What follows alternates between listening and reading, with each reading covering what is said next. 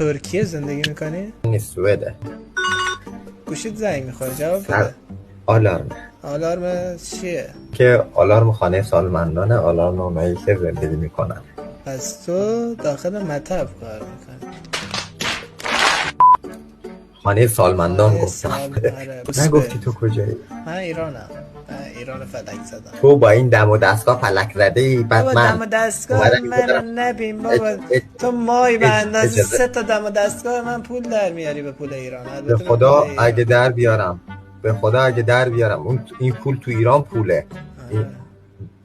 اینجا اول ماه تا با آخر ماه دورکی میرسونی. این تو اینکه من اینجا دارم میشورم، تو اینجا داری بازی میکنی.